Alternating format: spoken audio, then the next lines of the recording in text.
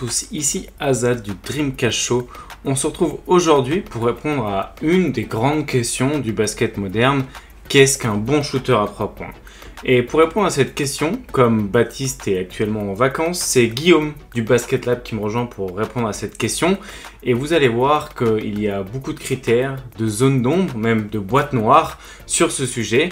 Et on vous invite à venir avec nous, nous écouter quand on va un petit peu dans les limbes de ce sujet. J'espère que l'épisode vous plaira, que vous passez un bon été et où que vous soyez, quoi que vous fassiez, je vous souhaite une belle journée et une bonne écoute.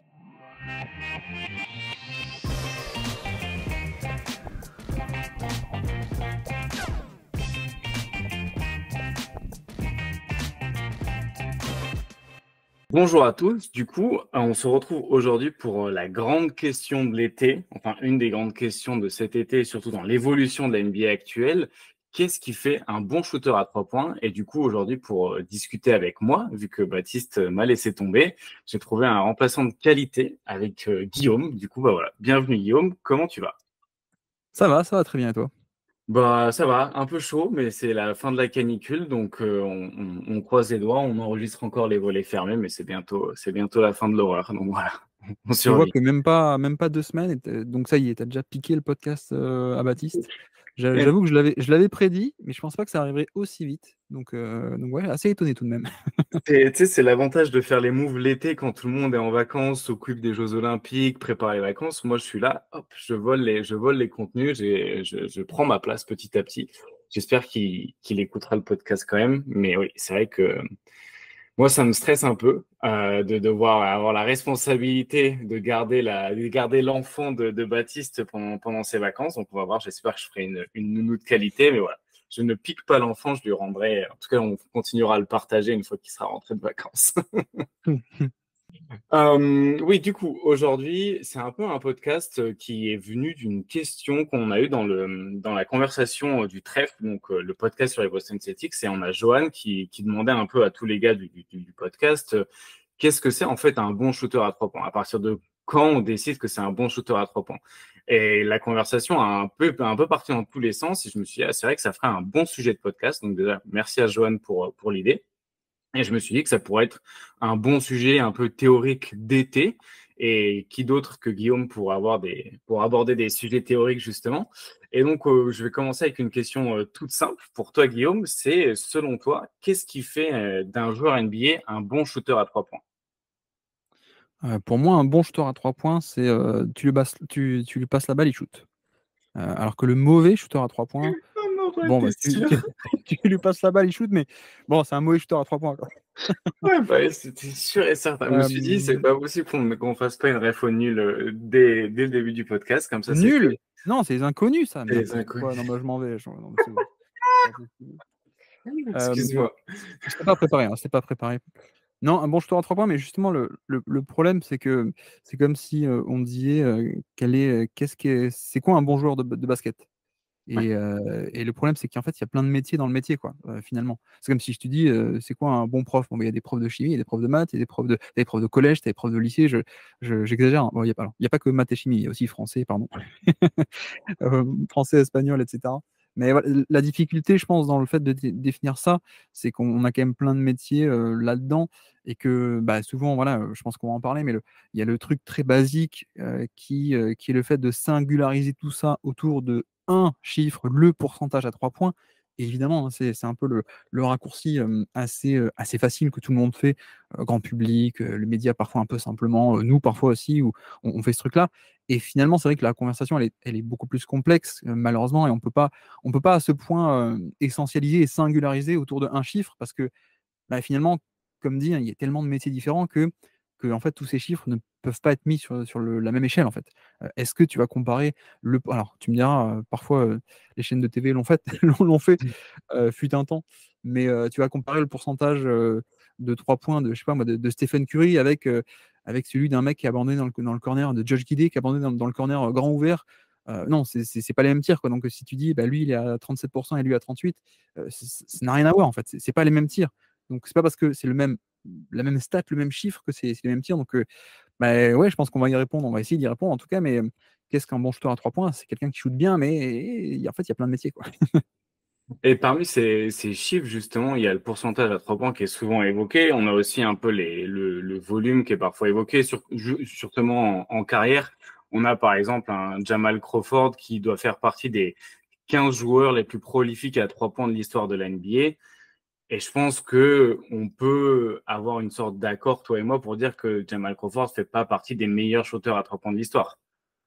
Non, non, mais alors, ça, c'est vrai que c'est aussi une difficulté, c'est que depuis quelques années, enfin, qu'est-ce qu'on appelle shooter en fait? Ouais. Parce que tu vois, tu as des mecs qui sont excellentissimes à mi-distance, mais pas forcément à 3 points. Donc, quand on a un peu cette notion de c'est quoi un bon shooter? De quoi on parle là aussi? Parce qu'il y a ce genre de diversité où bah, tu en as, c'est des spécialistes à 3 points, tout ce qui est Duncan Robinson, Sam Hauser, etc. Les mecs qui prennent que du 3 points. Et de l'autre côté, tu as aussi d'autres qui sont des shooters, mais plus du pull-up plutôt que catch and shoot, et plus à mi-distance plutôt que 3 points. Enfin bref, même le terme shooter en soi est Mm. devenu assez vague parce qu'avec l'évolution du jeu, ben, on prend des 3 points alors qu'avant, non. Donc même là-dessus, il y a des spécificités, pardon, assez différentes. Donc même le terme shooter est devenu un terme finalement très générique et sans doute un peu trop, il englobe beaucoup trop de profils différents, peut-être à mon sens. Est-ce qu'en final, maintenant, c'est pas l'inverse qui se passe et on va plus définir un joueur qui est un non-shooter et c'est beaucoup plus spécialisé parce qu'en fait, à force que tout le monde soit venu un type de shooter différent, on va plus du coup catégoriser les non-shooters parce qu'on peut-être part plus du postulat qu'en fait, tout le monde, en tout cas, une majorité des joueurs sont des shooters. Ouais, peut-être un peu, et sachant que même là-dessus, c'est vrai que tu vois, même le côté non-shooter, hem, il y a différents niveaux de non-shooter aussi, quoi. Tu as le mec qui est à 3 points, qui va être abandonné grand ouvert, mais qui va quand même les prendre, mais à un petit volume. Tu as le mec qui va même pas les prendre, tu as le mec qui va même pas être à 3 points, tellement, bah, non, mais en fait, t'inquiète pas, reste autour du panier. Enfin, même là-dessus, tu vois, même enfin, tu as quand même des métiers très différents. Tu as aussi le mec qui est un non-shooter, mais en fait, il a un gros volume, il en tente beaucoup, du genre, Giannis Antetokounmpo des mauvais jours, ou de Westbrook ou des mecs comme ça.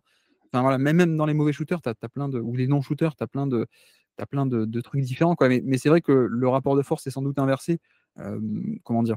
Par rapport à avant où, si on prend il y a 10-15 ans peut-être, plutôt 15 que 10 maintenant même, ou 20 ans, bah, il y avait moins de shoot à 3 points, de base, quoi, hein, donc très simplement. Et donc c'est vrai que c'était la masse tous ensemble et puis des exceptions qui se sont mis à shoot à 3 points, donc c'était eux qui se démarquaient. C'est vrai qu'aujourd'hui, le jeu, l'échelle s'est complètement renversée, en fait, hein, et aujourd'hui, c'est, bah, avec les requis du jeu actuel depuis quelques années, mais il faut du spacing, donc il faut du shoot. Donc effectivement, maintenant, la masse, c'est plutôt des shooters, et la singularité, c'est peut-être le non-shooter. Et là encore, comme je disais, c'est à quel point tu es un non-shooter ou pas, à quel point tu es loin là-dedans ou pas, ça aussi, ça change tout, quoi. Ouais, clairement. Et tu parlais tout à l'heure du chiffre du coup de pourcentage à 3 points. On a aussi parlé du volume potentiellement qui pouvait être un chiffre en particulier qu'on regarde. Est-ce que toi, dans l'évaluation par exemple d'un potentiel menace à 3 points ou d'un shooter à 3 points, tu regardes un peu ces all-in-one qui sont le shoot making efficiency ou le overall shooting talent. C'est des stats qu'on peut retrouver sur Basketball Index.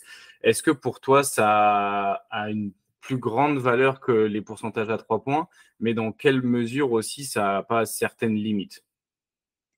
Alors je suis la mauvaise personne à qui poser cette question. Parce que je déteste toutes, ces stats, moi. Moi, personnellement, je sais qu'on me catégorise beaucoup comme le mec qui voit tout par les stats, mais c'est vraiment, il y a plein de stats que j'aime pas, et notamment le Ouais. reproche que j'ai avec Basketball Index, c'est que c'est un peu opaque leur Oui, formule, tu vois? Et bon, ça me dérangerait pas parce que, enfin, toutes formules de all-in-one ne sont pas opaques, hein, tu peux aller chercher à droite à gauche parfois, la formule exacte, mais je veux dire, de là à la comprendre, de là à la sous-peser toi-même ensuite, bah, c'est pas pareil. Mais tu vois, le truc avec, Basketball Index, pardon, c'est qu'il y a des fois, tu vois des trucs qui collent pas du tout, ouais. entre guillemets, avec ce que tu sais et ce que tu connais, et donc enfin, c'est pas un aspect de, bah, la stat qui est bonne, c'est la stat qui colle avec mes yeux. C'est que parfois c'est un peu trop, je trouve que parfois ça colle pas du tout, et bref, donc tu sais, ils font pareil, ils font des scores de finishing, Oui. finishing talent au panier sur la finition, et parfois tu as des noms, tu calcules l'efficacité réelle Mmh. de, non pas une formule un peu vague avec enfin pas un algorithme, mais une équation d'un mec qui a supposé un truc et un truc. Tu vas calculer la productivité réelle en des tirs en fin de drive, et tu dis: «Bah non, regardez, il est pas bon, et vous dans votre métrique, il est hyper bon». Bon voilà, mais comme dit, moi, je suis pas trop, pour les all-in-one, en fait. Et de manière plus générale, c'est ce que je répète depuis que j'ai le podcast, c'est qu'en fait, moi, les stats que j'aime, c'est les stats de mesure. Des mesures de ce qui se passe réellement sur le terrain. Bah, du genre de l'efficacité, du genre, je sais pas, je dis n'importe quoi, mais un nombre de passes ou des trucs comme ça, quoi. Vraiment d'une mesure concrète de ce qui se passe. Et c'est vrai que j'ai beaucoup de mal avec les all-in-one. Enfin, je sais pas toi comment tu l'utilises, mais du coup, moi, tout ce qui est all-in-one un peu de Basketball Index ou d'autres, hein, j'avoue que j'aime pas trop parce que qu'est-ce qu'une all-in-one? C'est une stat qui va donner un niveau en un chiffre, mais ce chiffre, ça va être le résultat d'une équation. Et l'équation, c'est l'interaction humaine. Enfin, en tout cas, c'est la conséquence de la décision humaine de un mec qui dit, bah tiens, on va sous-peser avec cet élément, on va faire ce coefficient, on va le faire x3 plutôt que x2. Enfin, voilà, c'est plein d'éléments comme ça qui sont des choix humains en fait. Donc c'est là-dessus où moi j'adore les stats, mais les stats de mesure et pas les stats où c'est quelqu'un qui se fait un peu sa propre tambouille. Et je dis pas, hein, l'effort et l'intention est totalement louable. Même moi, j'ai rêvé de faire des stats comme ça et je me disais, mais c'est vrai qu'il faudrait peut-être mettre cet élément en avant, celui-là pas trop, etc. Mais ça reste une tambouille un peu personnelle. Donc moi, j'avoue que je regarde pas trop ce genre de choses. Mais c'est pas forcément le cas de tout le monde, hein. Peut-être que toi, oui, d'ailleurs. Non, non, mais moi, je savais qu'en posant cette question, c'était plutôt vers là où on allait se diriger. Et c'était exactement ça où je voulais en venir sur un petit peu les all-in-one de shoot métrique, un petit peu. C'est parce que il y a un article qu'ils ont fait qui est sorti en avril où ils disent l'évolution des stats du tir. Et ils parlent du coup de l'effective field goal, du true shooting plus, du point par possession. Et là, ils donnent les formules pour calculer ça. Les formules qu'on a l'habitude, enfin, pas qu'on a l'habitude d'utiliser, mais c'est métriques qu'on a l'habitude d'utiliser. Et en dessous, ils parlent de leur métrique à eux, donc shoot making efficiency. Et là, maintenant, il n'y a pas de formule.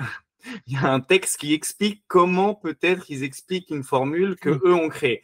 Et du coup, c'est un peu ce truc-là, justement, où je voulais en venir, c'est toujours prendre un peu ça avec des pincettes, parce que du coup, là, tu vois, ils calculent, par exemple, pour shooting making efficiency, ils calculent une difficulté de tir, et à ça, ils lui donnent un effective field goal, et pour avoir le shoot making efficiency d'un joueur, ils le comparent avec l'effective field goal du joueur dans la situation. Mais du coup, tu as déjà un premier volume c'est un truc qui est pas vraiment mesuré, mais qui est plus un petit peu deviné, et après, Ouais. leurs autres stats se base sur cette première stat qui rajoute un degré aussi un peu c'est eux qu'on deviné ou qu'on apporté un peu de créativité dessus.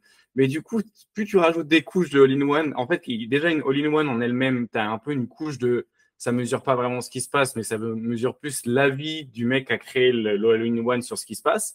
Et derrière ça, tu as des all-in-one qui en combinent plusieurs, et du coup, là, ça devient un petit peu un empilement de trucs qui sont un peu bancals. Et du coup, non, c'était juste pour venir là-dessus parce que j'étais tombé sur cet article-là en essayant de trouver justement comment on évalue un shooter à 3 points. Et c'est vrai que je pense que vouloir chercher l'indicateur unique, c'est un peu un moyen de se planter et de ne pas regarder les choses du bon côté. Et je pense qu'il faut justement toujours prendre en compte les différentes situations, les différents contextes. Et tu vois, il y a une des choses dont on peut peut-être commencer dessus, c'est est-ce qu'un critère pour qualifier un bon shooter, ça va dépendre de son poste? Est-ce qu'on va avoir les mêmes critères pour un intérieur qu'on va avoir pour un extérieur, par exemple? Ah, c'est une bonne question ça. C'est vrai que c'est une bonne question. Je suis pas sûr que le niveau dépende du poste. Par contre, c'est vrai que le rayonnement et à quel point ce niveau se traduit en impact sur le terrain peut être différent. Voilà, très basiquement, si tu es un meneur ou alors si c'est un pivot, c'est pas pareil. Mais tu vois, le niveau en soi, je pense qu'on va aller chercher les mêmes indicateurs. Ça va dépendre des mêmes qualités de scouting, évidemment, le toucher de balle, la mécanique, etc. La précision main-œil, coordination, enfin, tout ça, c'est pareil. Par contre, c'est vrai que pour le même niveau brut, on va dire, le même niveau intrinsèque absolu d'un shooter, c'est vrai que si le mec fait 7 pieds de haut et que donc, de par ça, il est capable d'être défendu par le pivot adverse et donc de l'éloigner du panier, concrètement, pour le même niveau, tu vas avoir un rendu et un impact qui va être beaucoup plus grand que si tu es simplement le meneur, en fait. Ou qui est-ce que tu vas éloigner du panier? Alors, certes, tu éloignes du panier un meneur, ou en arrière, en tout cas, qui défend sur toi, c'est bien. Mhm. Mais c'est pas pareil que d'arriver à neutraliser un Wembanyama qui peut pas être proche du panier, qui va se retrouver dans le corner ou sur l'aile, d'arriver à neutraliser un Rudy Gobert, etc., quoi. Donc c'est vrai, il y a un peu, je dirais pas que, enfin, je pense que le shoot, c'est le shoot en soi, Ouais. mais il y a cette notion que le poste aussi est. quand on dit le poste, c'est surtout le côté poste intérieur, hein, Mhm. où ça décuple encore plus le niveau. Mais tu vois, même là-dessus, alors je pense que c'est encore le cas, hein, mais même là-dessus, sans doute que l'impact est peut-être aujourd'hui moins grand que ça pouvait être le cas au début de la révolution du spacing, où en fait, bah voilà, déjà personne shootait. Donc dès que tu avais un pivot shooter, ça avait un impact, un avantage concurrentiel qui était énorme, hein, relativement aux tous les autres en NBA. Et puis même, tu as ce côté aussi où les défenses étaient beaucoup moins dynamiques, mais parce qu'il y avait moins besoin, parce qu'il y avait moins d'espace, donc on avait moins besoin de gérer tout ce qui est off-ball, défense, les switches, etc.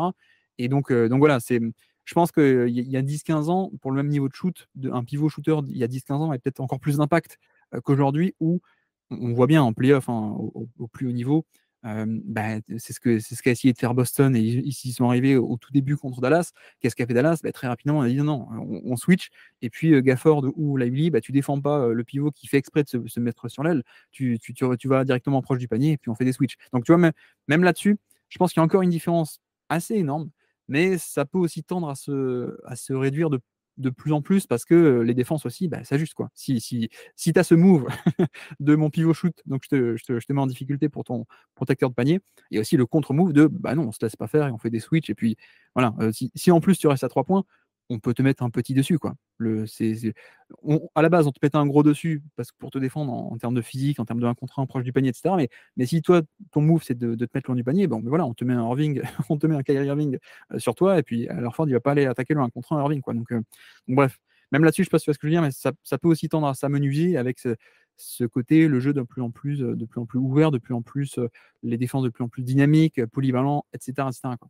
Ouais, clairement, il y a aussi cet aspect-là de si tu défends, si un intérieur se met à jouer un petit peu comme un extérieur, c'est vraiment, je grossis le trait, mais pour dire par exemple, si c'est un intérieur qui a plus tendance à shooter à 3 points et qui va étirer ta défense et que du coup, tu appliques du switch dessus, oui, c'est ça, t'as pas ce truc-là. Brook Lopez, défendu par, je sais pas, un Chris Paul, mais depuis la ligne à 3 points. Brook Lopez, il va pas faire un jab step, Ouais. poser un dribble et partir. Donc, tu as ce truc-là de, oui, ça a une certaine valeur structurelle parce que tu as un avantage concurrentiel, comme tu l'as dit. Tu vois, on n'a que 6 joueurs qui sont qualifiés de pivot cette saison, qui ont pris plus de 10 3 points, 8 3 points par 100 possessions sur la saison. Donc, ils sont 6 sur 100 joueurs qui ont dépassé cette marque de 8 3 points par 100 possessions. Donc, si tu as un de ces 6 gars parmi toute la ligue, ça veut dire que potentiellement, tu as une certaine capacité de générer du spacing. Mais voilà, pour quelle limite? Parce que si, clairement, tu fais du switch roll, ou si même tu décides de l'ignorer, parce que tu as des joueurs qui prennent plus de 8 3 points par 100 possessions, mais qui sont Jaren Jackson Jr. ou Wembanyama, qui tirent à 32 et 33% à 3 points. Donc, tu as aussi ce truc-là de est-ce qu'un intérieur shooter, si il shoot moins bien qu'un extérieur, est-ce que finalement c'est tant une menace que ça? Est-ce qu'au final tu vas pas juste lui laisser prendre ces tirs-là qui sont en fait potentiellement une fausse menace, et parce que l'important restera toujours de protéger le cercle. Oui, et puis tu vois, Wembanyama, c'est quand même une majorité de pull-up, quoi. Il y a une énorme partie de pull-up. Bon, c'est pas du spacing. Le spacing, c'est Mm. quand justement tu es un peu off-ball et que tu arrives à éloigner de l'action qui est en train de se dérouler le protecteur de panier adverse. Un mec comme Wembanyama qui prend des pull-ups, c'est pas, tu vois, c'est pas pareil. Mais c'est là-dessus aussi où la question que tu as posée sur les all-in-one, on en vient un peu là-dessus, parce que le problème, en fait, avec les stats, c'est que c'est pas tant celui qui va créer la stat, c'est que le public, ensuite, va aussi souvent un peu l'interpréter au pied de la lettre ou au premier degré. C'est Oui. un peu ça, hein, tu sais, toutes les algorithmes, enfin, pardon, pas algorithmes, toutes les stats all-in-one de Basketball Index, le problème, c'est pas moi, je pense qu'ils sont de bonne foi, je pense qu'ils bossent beaucoup, je pense Oui. qu'ils ont de très bonnes intentions, ils réfléchissent beaucoup de comment est-ce qu'on va pondérer, etc. Le problème, c'est que eux, ils ont conscience de ces nuances, de ces limites, etc. Le problème, c'est qu'ensuite, tu as des fans qui vont le prendre au premier degré, qui vont dire, ah bah tiens, regardez, un tel, il est 12e au VORP ou 12e au LeBron défensif, donc c'est le 12e meilleur défenseur de NBA. J'exagère un peu, mais tu vois, c'est un peu pareil là-dessus, sur ce côté catch and shoot versus pull-up. C'est un peu pareil sur cet aspect de le 3 points du pivot versus le 3 points du meneur, hein, finalement. Dans cette conversation aussi, on peut en parler, parce que, tu vois, là, nous, on est en train de discuter, on dit, le 3 points du pivot aurait plus d'impact, potentiellement. Donc, qu'est-ce qu'on fait si on se met à créer une équation, ou créer une stat? Dans l'équation, on aurait envie, nous, de mettre un coefficient plus grand si le joueur est un pivot, par exemple. Comme ça, le Ouais. chiffre du all-in-one va être plus grand que le même pour un meneur. Mais ne serait-ce que là, déjà, on n'est plus dans la stat descriptive de ce qui se passe sur le terrain. On est déjà avec une interférence c'est un choix Mmh. arbitraire de nous, en fait, hein. Et le problème, c'est que c'est bien et c'est des trucs auxquels il faut réfléchir et c'est tout le débat d'aujourd'hui. Mais tu vois, qui décide vraiment? Parce qu'en fait, il y a pas la bonne réponse, sinon on la Oui. saurait. Mais qui sait à quel point est-ce que le coefficient pull-up doit être plus gros, pardon, que catch and shoot? Qui sait à quel point le coefficient pivot doit être plus grand que celui des meneurs? Ou j'exagère, mais tu vois, il y a un peu ce côté où, si on va en débattre aujourd'hui pendant 1 heure et demie ou 2 heures, je sais pas combien de temps tu vas me retenir otage, mais c'est qu'il y a pas de réponse précise, en fait, justement. Et puis, tout est contextuel et tout est unique aussi en soi. Donc voilà, c'est le coup des all-in-one, c'est finalement quelqu'un qui décide le rapport de force, c'est celui-ci. Or, le problème, c'est qu'on ne le sait pas. Et on a beau argumenter, comme on vient de le faire avec le pivot qui éloigne le protecteur de panier. Enfin, on argumente, mais on n'a pas une réponse définitive, en fait. Bah, clairement, et je pense qu'il y a une autre chose sur laquelle moi j'ai du mal à avoir une réponse définitive, que ce soit dans l'importance ou comment le quantifier. Et pourtant, c'est quelque chose qui revient assez souvent quand on demande un petit peu c'est quoi un bon shooter à 3 points, c'est la question de la régularité. Et je trouve que c'est une question qui est assez intéressante parce que déjà, qu'est-ce que ça veut dire être régulier? Dans le sens où est-ce que c'est régulier sur un match? Est-ce que c'est être régulier sur un quart-temps? Est-ce que c'est être régulier sur une saison, sur un mois? Donc déjà, tu as ce truc-là de la régularité. Qu'est-ce que ça veut dire? Et du coup, et à quel point c'est aussi important parce qu'en réalité, par exemple, on prend un shooter comme Stephen Curry qui prend, je sais pas, une dizaine ou une quinzaine de 3 points par match. Mais c'est sa régularité. Est-ce qu'on va la regarder du coup d'un match à un autre et on va attendre qu'il soit du coup à 40% chacun de ses matchs, ce qui est impossible? Ou alors est-ce que du coup on veut qu'il soit régulier, mais plutôt à toute l'échelle de la saison ou alors à toute l'échelle de sa carrière? Et ensuite vient l'idée de la quantification. Comment on le quantifie? Parce que du coup, est-ce qu'on regarde à l'échelle d'un match ou est-ce qu'on regarde à l'échelle du coup de toutes ces choses-là? Et du coup, Ouais. moi, je me demandais si toi, dans l'évaluation, moi, je sais pas évaluer, à part en du coup mettant tout sur Excel et en utilisant une formule mathématique, mais je saurais pas évaluer la régularité d'un shooter. Là, je serais incapable de dire lui c'est un shooter régulier, lui c'est pas un shooter régulier. Peut-être Julius Randle ou Brandon Ingram parce que c'est un peu les caricatures de eux le font une saison sur deux et vu que ça se voit et ça saute aux yeux statistiquement, tu le sais. Et encore, est-ce qu'ils sont vraiment irréguliers ou c'est juste qu'ils ont des saisons plus ou moins bien, mais à l'intérieur même de ces saisons, ils sont réguliers. Donc, est-ce que toi, la régularité, c'est quelque chose que tu arrives à, je sais pas, à quantifier ou à visualiser quand tu regardes un joueur ou quand tu évalues un joueur, tu es capable de dire, lui, c'est un mec qui est régulier. Non. Non, mais c'est flatteur que tu le penses et que tu me poses la question. Mais non, j'arrive pas. Mais c'est l'intérêt des stats, hein, c'est qu'à l'œil nu, on ne peut pas compter et notre cerveau n'est pas fait pour compter une telle quantité d'informations, en fait. C'est toute la vertu de cette stat. Mais moi, c'est vrai que sur la question de la régularité, non seulement j'arrive pas à la calculer, mais j'ai toujours eu du mal avec cette conversation. Je sais que beaucoup de monde, comme tu dis, un peu brandit ça comme une grande vertu, la régularité. Je sais pas, j'attends de voir en quoi il y a de la valeur là-dedans, ou en quoi il y a un manque de valeur sur un mec qui est irrégulier. Alors, je comprends un peu l'idée, en effet, mais enfin, le truc de la moyenne, c'est que en fait, les gens, ils aiment bien quelqu'un qui va être régulier parce que ça veut dire qu'il y a pas de trou Oui. et après, ils aiment bien aussi les gens qui ont des coups de chaud. Mais sauf que mécaniquement, si tu dis, tu vois, tu as 2 shooters qui sont à 40, les 2, pareil. Ouais, mais lui, il a des coups de chaud. Oui, mais mécaniquement, s'il a la même moyenne que l'autre en ayant des coups de chaud, bah, ça veut dire que par définition, il a aussi des coups de froid, quoi, tu vois? Donc il y a un peu ce côté où quand les gens parlent de la régularité, je pense que ce qu'ils veulent dire et je comprends et je suis d'accord, c'est qu'on n'aime pas un mec qui se trouve complètement. On n'aime pas le mec qui va faire, 10 matchs en mettant pas de 3 points, j'exagère, hein. Mais en fait, on n'aime pas les périodes de creux. Mais en même temps, de l'autre côté, les gens aiment bien aussi les coups de chaud et donc l'irrégularité, mais l'irrégularité positive, mais qui est aussi une forme d'irrégularité, au sens le plus littéral du terme, hein, tu vois? Donc il y a un peu cet effet par rapport à la régularité, mais pas que shoot, même de niveau de jeu général, on va dire, sur lequel j'ai toujours eu du mal, parce qu'en fait, tu peux pas juste la brandir un peu dans le sens que tu veux, en fait, seulement. Je trouve, hein. Mais tu vois, voilà, typiquement, quand tu as un Klay Thompson qui te fait un 8 sur 10 à 3 points, bon, bah, c'est une forme d'irrégularité en fait. C'est juste que d'habitude, on associe irrégulier avec le Oui. fait de ah non, il s'est trouvé, il a fait un 0 sur 10.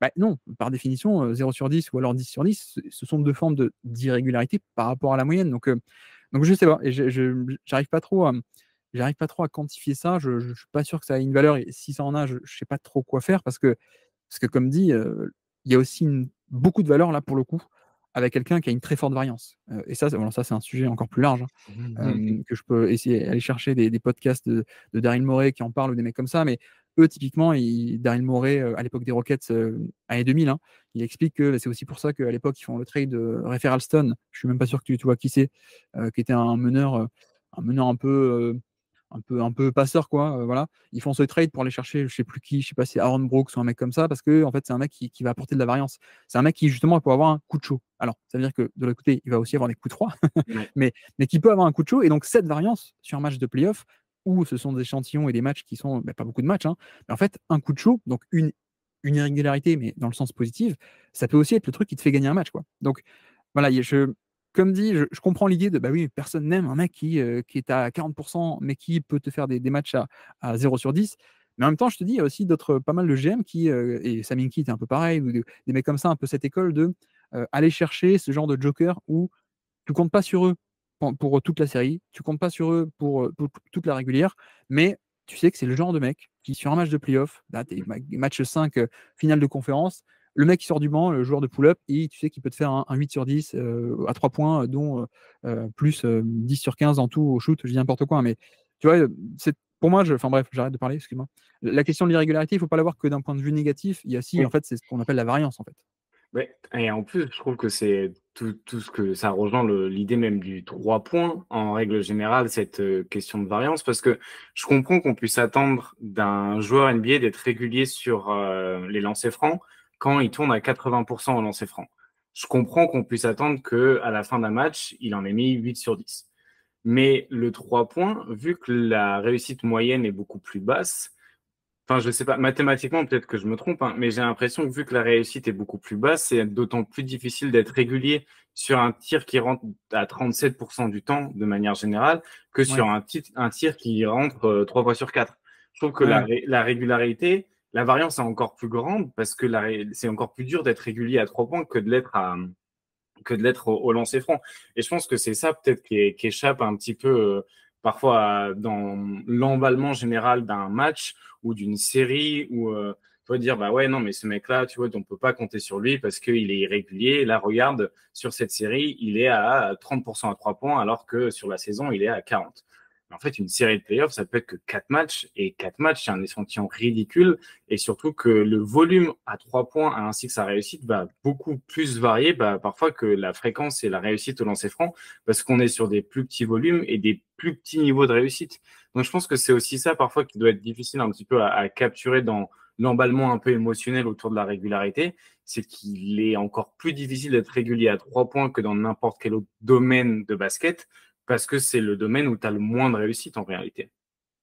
Alors, correction, c'était pas Aaron Brooks, pardon. Excusez-moi, excuse-moi, monsieur la légende. C'était Kyle Lowry, évidemment. Kyle Lowry à Oh l'époque. là là. Ils sont allés chercher Kyle Lowry pour. Alors, en plus, c'était notable parce qu'ils étaient en pleine série de victoires, plus grande série de victoires de l'histoire à l'époque, hein, je crois, ou un truc comme ça, en série régulière. Alors que tu sais, c'est l'équipe où il n'y a pas McGrady parce qu'il est blessé, il n'y a pas Yao Ming, enfin bref. Et non, et du coup, il aura gagné un match de playoff. Donc voilà. Mais non, en fait, je sais pas à quel point il faut rentrer dans le détail, mais on va pas faire de la statistique non plus, mais en fait, c'est une question d'écart type, très Oui, simplement. oui, oui. Ben voilà, pour caricaturer, ben, un tir au panier où tu as une probabilité, une rentabilité attendue qui va être, je sais pas moi, de 60%, on va dire que l'échelle, ça peut aller, je caricature beaucoup, hein, donc s'il y a des statisticiens, excusez-moi. Mais voilà, c'est vrai que à faire au panier un 0 sur 10, c'est quand même assez rare, quoi. Ou de faire des 10 sur 10. Enfin, l'échelle va être plus réduite en termes de pourcentage, de répartition des pourcentages si tu fais plein de matchs. Alors qu'à 3 points, c'est vrai que plus le tir est improbable, plus il y a cette variance, en fait. Et c'est les écarts types. Donc, bref, effectivement, je pense que tu as raison. Il y a ce côté, le tir est lointain. Donc, en plus, on les voit plus. Ça aussi, c'est un biais Oui.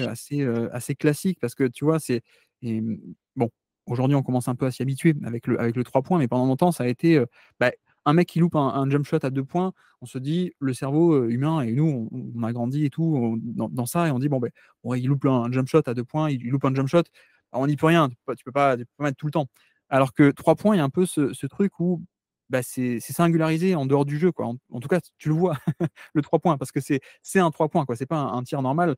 Donc comme c'est un truc nouveau, tu as ce truc de: «Ah ouais, mais il loupe le 3 points parce que il aurait pas dû», et c'est un truc, voilà, enfin, bref, on va pas refaire non plus toute la conversation des 3 points. J'espère que j'ai pas été trop flou, mais je sais pas si tu vois ce que je veux dire, mais il y a ce côté aussi un peu biais par rapport aux 3 points, en plus du côté très grande variance, quoi.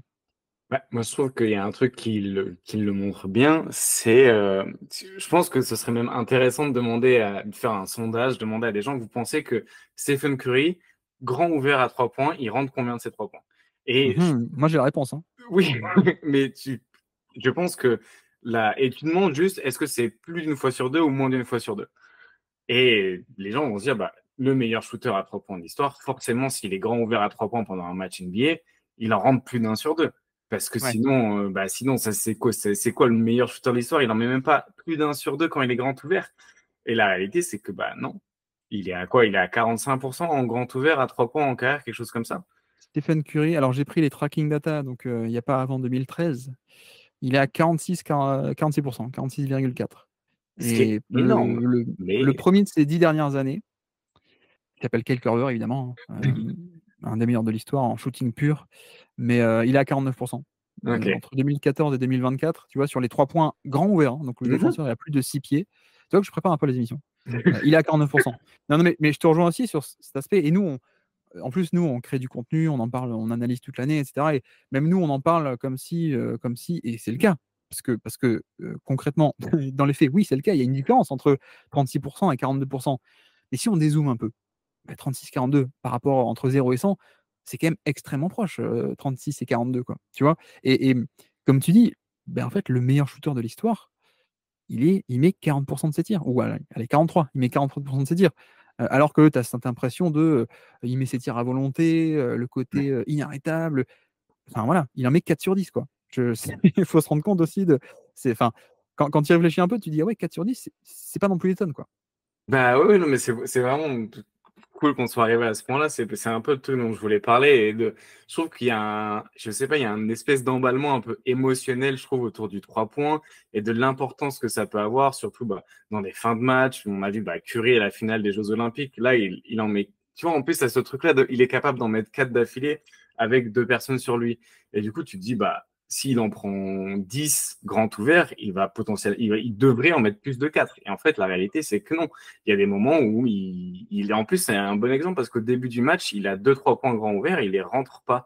Et là, Ouais, tout de suite, tu as l'impression qu'il y a une anomalie. Il y a un truc qui est pas bien. Dans les commentaires qui disent, ah bah, c'est super étonnant, mais si c'est grand ouvert, c'est dedans. Et il y a un peu ce truc-là de, non, mais en fait, le 3 points, c'est pas une science exacte, en fait. Et d'ailleurs, c'est pour ça que c'est difficile de définir qu'est-ce qu'un bon tireur à 3 points. C'est parce qu'un bon tireur à 3 points, il loupera toujours la moitié des choses qu'il fait. Donc, c'est difficile de dire, ce mec-là, il va être bon, alors que la moitié des choses qu'il entreprend, entre guillemets, il les rate.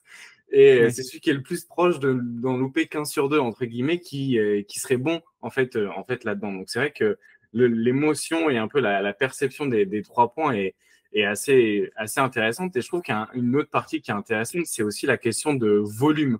Parfois, on a l'impression que on voit un joueur en prendre tellement qu'on pourrait venir à se demander s'il n'est pas bon à 3 points. Et un des joueurs, moi, en regardant un peu les stats de fréquence à 3 points, qui en prend beaucoup et qui m'a surpris, et ça m'a ramené au premier podcast du Basket Lab qui est sur Luka Doncic. Luka Doncic, c'est le cinquième joueur qui prend plus de 3 points par 100 possessions en NBA. C'est énorme. ouais. Et Ah oui, pourtant, oui, bah, tu vois, tu l'imagines pas comme c'est pas un joueur que tu imagines comme gâchette, mais d'un autre côté, quand tu penses à ses matchs, il prend tellement de pull-up à 3 points que tu l'imagines comme un jump shooter. oui, bah, c'était un peu pour ça que j'avais fait cet épisode, hein. C'est qu'il y avait un peu cette image du step back à 3 points, alors qu'en fait, c'était aussi pour dire, bah, finalement, le jump shot est pas si bon que ça, même en pull-up, alors que en fait, c'est le meilleur driver de NBA, quoi. C'était un peu tout le propos, mais c'est vrai que cette question du volume, elle est peut-être même beaucoup plus importante que, enfin, elle est primordiale aussi, autant que l'efficacité, parce que c'est vrai que comme dit, hein, il y a un chiffre qui est le 3 points entre guillemets, mais tu peux avoir des mecs qui ont des très bons pourcentages et pourtant qui vont pas être respectés. parce que petit volume ou alors parce que petit historique. Et à l'inverse, tu as des mecs qui font des mauvaises saisons et pourtant ils vont continuer à être respectés parce qu'on sait qu'ils ont des gros volumes, parce que. Ou alors, même dans le jeu, tu sais, le fait, moi je suis pas hyper fan tout le temps de ces pull-ups à 3 points de Luka Doncic, mais c'est vrai que tactiquement, ça a aussi une valeur, ça. Le fait que, bah, je sais pas, tu obtiens un switch, tu vas faire danser le protecteur de panier adverse sur isolation à 1 contre 1, et si tu es capable de faire partir ce tir et non pas avec un taux d'élite, mais avec une bonne réussite au moins, c'est aussi une arme hyper importante. Ou alors, à l'époque, pareil, le pull-up à 3 points pour punir le fait que des défenses s'étaient mis à faire des défenses en drop. Donc, rester très bas par rapport au niveau de l'écran plutôt que monter au niveau de l'écran comme on faisait depuis toujours, notamment jusque dans les années 2000. Ça a commencé à faire des drops. Et donc, pour protéger le panier, bah, quel a été l'antidote qu'on a développé? C'est le pull-up à 3 points. Et pas mal de joueurs qui, mine de rien, n'avaient pas forcément la réussite de Stephen Curry, ont réussi à faire sauter ce verrou parce que ok, bah, ils étaient à 36 ou 37 à 3 points sur les pull-ups à 3 points plutôt que 44, mais comme ils sont capables de le prendre, ils pouvaient enchaîner tout le match à prendre ces pull-ups à 3 points pour punir le drop qui était trop bas pour contester. Et voilà, donc finalement, la question du volume aussi est primordiale dans cette conversation parce que, comme tu dis, on parle de variance, on parle de régularité, on parle d'efficacité, mais le volume aussi est assez primordial en fait. Ouais, bah, en fait, c'est là où on se rend compte que dans le 3 points, il y a différentes dimensions et le volume est une des choses peut-être qui parfois se montre encore plus dans les fins de match ou dans les playoffs, dans les phases finales. Et c'est là où c'était un peu le souci d'OKC, par exemple, ou Ouais. même toutes les équipes qui ont un peu rencontré Dallas, en fait, et qui n'avaient pas ces shooters à gros volume. Parce qu'en réalité, même moi, le premier, je qualifiais Jaden McDaniels comme un 3&D. Et la réalité, c'est que Dallas, ils n'en avaient pas grand-chose à faire de sa menace à 3 points. Et t'as ce truc, Ouais. parce que c'est un petit volume et qu'il n'y a pas comme tu l'as dit, il y a une question de volume et d'historique. Et c'est là où le volume, c'est encore le 3 points. En fait, tu le regardes de loin, tu as l'impression que c'est un truc plat. Et en fait, si tu le regardes d'une autre manière, en fait, tu te rends compte que c'est plutôt quelque chose qui a différentes dimensions, qui partent dans différents sens. Tu as une question du coup d'efficacité, de réussite, la question du volume qui est une autre dimension. Et par exemple, il y a une autre dimension, je trouve qu'on discute pas toujours souvent, et pourtant, je pense que pour des joueurs de catch and shoot, elle a une importance assez remarquable, surtout dans une question de spacing, c'est la distance avec laquelle un joueur peut tirer. Est-ce que toi aussi, quand tu évalues un joueur à 3 points, est-ce que tu vas regarder, est-ce que c'est la distance à laquelle il va pouvoir les prendre? Et au-delà de la distance, c'est un peu une double question, c'est la distance et les lieux où ils vont les prendre. Donc là, on se Quoi concentre que tu appelles plutôt. la distance? Et ben, par exemple, est-ce que, tu vois, je pense à Sam Hauser qui, lui, est capable d'étirer encore plus le spacing parce que, du coup, au lieu d'être dans le corner, il va être au niveau de la zone à 45 above the break sur ligne de glace qui est appelé comme ça, mais il va pas être collé à la ligne, il va être 1 ou 2 mètres derrière la ligne. Ah d'accord, ouais, OK, OK. Donc Oui, là, oui, le fait de pouvoir shooter même, pas que à 3 points, mais 1, 2, 3 ou 4 pas derrière, quoi. c'est ça. Et en Ouais. plus d'être capable, du coup, d'être efficace. Parce que souvent, je pense que dans les catch and shooters, on a peut-être 2 catégories. On a un peu les shooters de corner et on a ceux qui sont capables d'être vraiment efficaces dans plusieurs zones du terrain. Est-ce que, du coup, la capacité d'être bon dans plusieurs positions et à plusieurs distances, c'est quelque chose qui va différencier deux catch and shooters ou est-ce que, au final, ça a peu d'importance? J'avoue que pour moi, hein, la distance, de tir pour les pull-ups, bon, c'est un peu la poudre aux yeux, quoi. Enfin, c'est Ouais. pour les enfants, quoi. Mais ça fait rêver, ça fait des beaux highlights et on est tous là: «Waouh, il tire du logo!» OK. Je suis pas sûr qu'il y ait une aussi grande importance, pour la simple et bonne raison que en fait, la valeur d'avoir des écrans très hauts, enfin, c'est de faire monter le défenseur, mais tu vois, tout ce qui est, écran à la ligne médiane, bah, ça marche avec des Luka Doncic qui a pas cette portée de tir à la Stephen Curry, ça marche avec, et encore je prends Doncic qui a un pull-up à 3 points, mais ça marche avec plein de monde. Ce côté un peu contre move d'aller faire des écrans, dès la ligne médiane, en fait, c'est aussi pourquoi est-ce que le défenseur monte, c'est pas forcément parce que, le mec se dit: «Attends, Luka Doncic ou Stephen Curry peut dégainer du logo», c'est pas pour ça qu'il monte. Il monte parce que si tu restes trop bas quand l'écran est posé à ce point haut, en fait, tu vas laisser plein d'espace pour que le mec attaque depuis la ligne médiane. Il arrive lancé avec un décalage déjà créé, hein, donc il a plus le défenseur en face de lui. Et là, c'est trop dur, quoi. C'est pour ça que, tu vois, même contre même Dallas, Minnesota, on l'a vu pas mal, ce genre d'écran posé au niveau de la ligne médiane. alors que Doncic n'a pas cette distance de pull-up. Le but de ces écrans, c'est aussi, comme dit, d'envoyer en mouvement déjà et de permettre soit à Doncic d'attaquer dans l'espace et d'attaquer avec du coup 4 mètres devant lui avant Gobert plutôt que seulement un ou deux. Voilà. Euh, ou alors de forcer, ou si Gobert monte, tu peux le dépasser dans le dos, ou s'il y a un switch, tu peux. Voilà, c'est plus. Il y a un peu ce truc-là. Donc la portée de tir sur les pull-ups, je trouve ça un peu gadget. Pour le coup, je trouve ça un peu gadget et bon, ça fait plaisir à voir, c'est magnifique. Mais je suis pas sûr que ça a un impact énorme.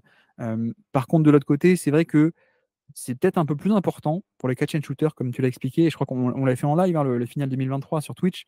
On l'avait vu notamment avec Max Strus. Comment est-ce que Miami arrivait à organiser un bon spacing? C'est ça, on mettait Max Strus.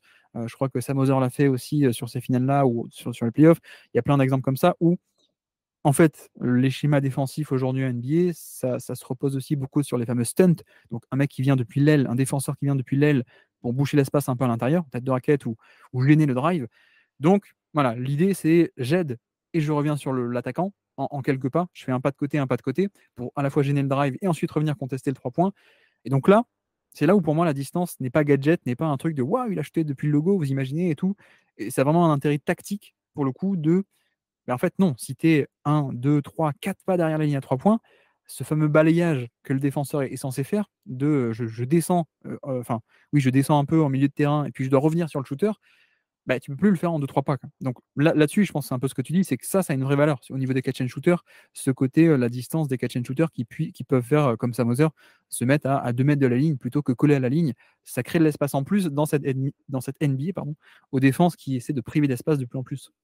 Exactement. Et du coup, c'est aussi un peu le problème de joueurs qui seraient efficaces en catch and shoot que dans les corners.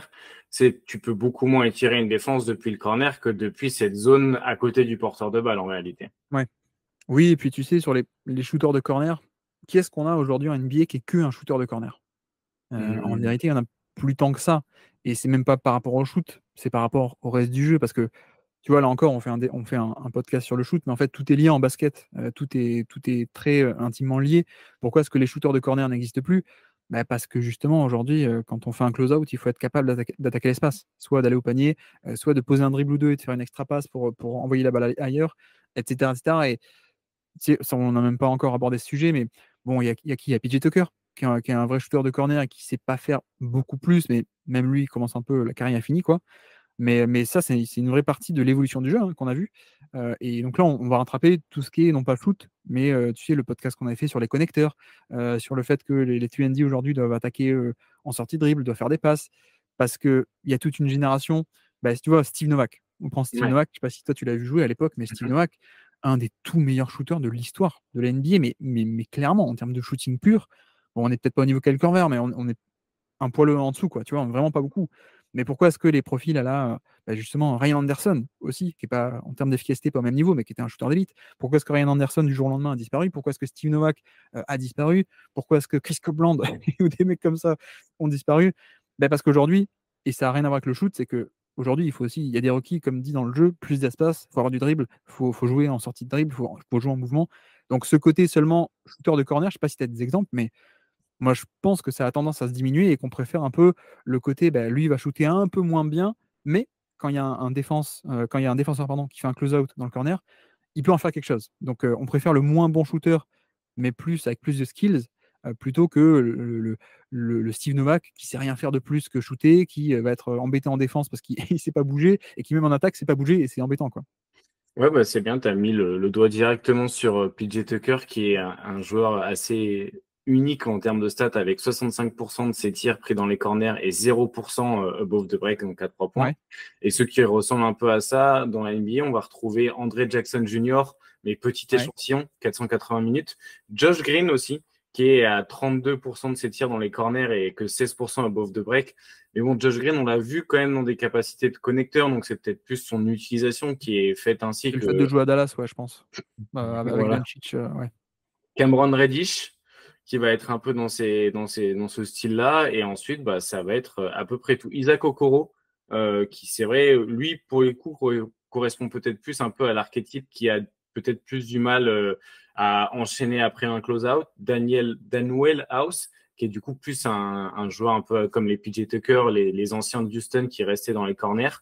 Et un petit dernier, ce serait Jared Springer, mais encore une fois, petit échantillon et utilisation aussi, voilà, vraiment en bout de banc.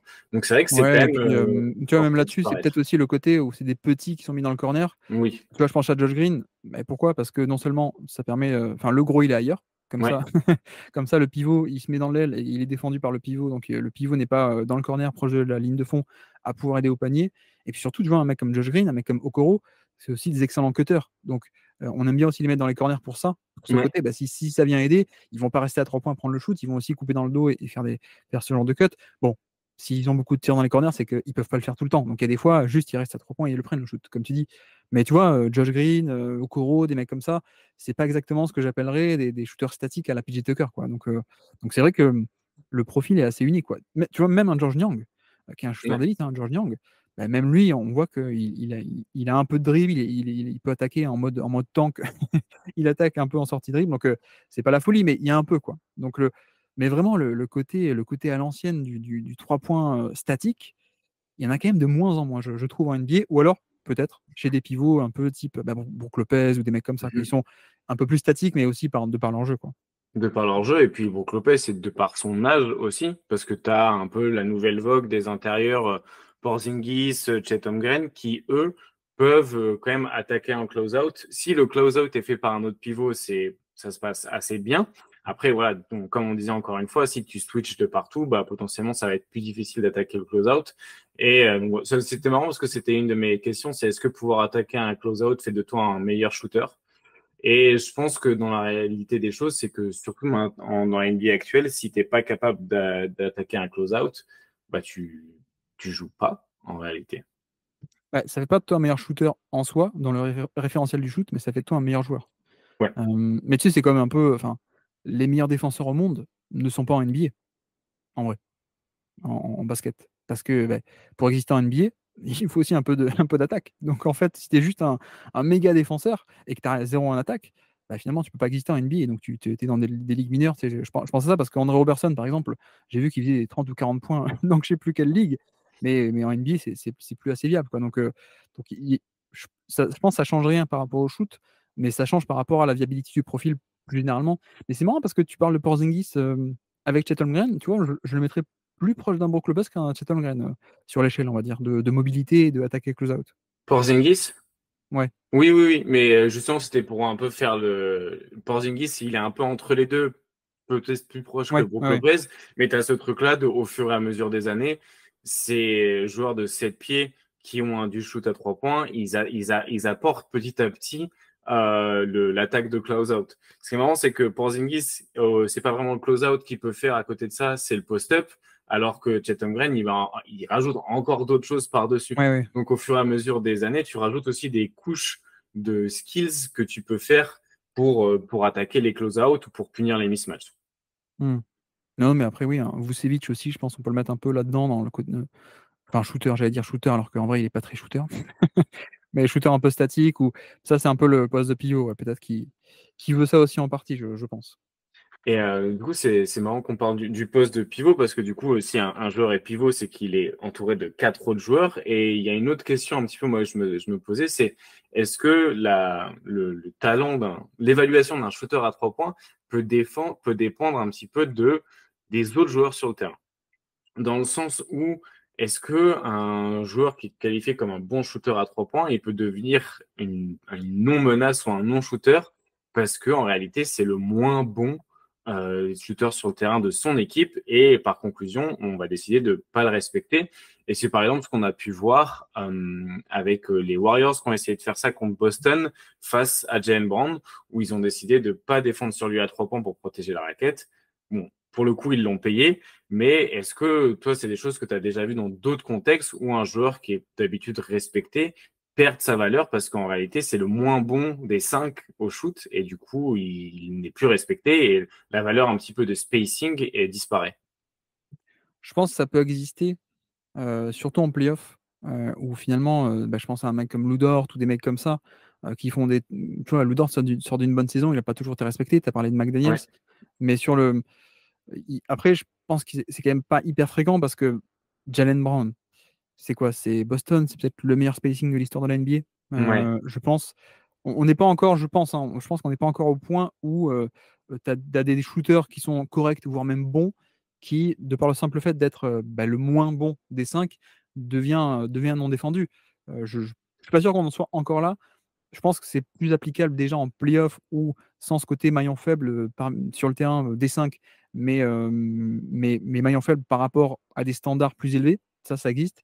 Mais par contre, c'est vrai que tu vois, c'est un point important, l'exemple que tu as donné aussi. Jalen Brown, le fameux match donc Golden State avec Draymond Green qui l'abandonne. Bah, pourquoi ça n'a pas marché aussi? Parce que le calcul mathématique que Golden State a fait est sans doute un peu faux. Même si, bon, on n'a même pas encore parlé des côtés boîte noire du jump shot et le côté mental, etc. Mais bon, je ne sais pas si on y arrivera, mais ça aussi, c'est un peu bizarre. Mais en tout cas, il y a un peu ce côté où tu te dis, bon, bah, c'est le moins bon, donc on va l'abandonner. Genre, lui, il est à 40, lui, il est à 39, lui, 38, 38. Et donc, lui, il est à 37. Ah, ben c'est le moins bon, on l'abandonne.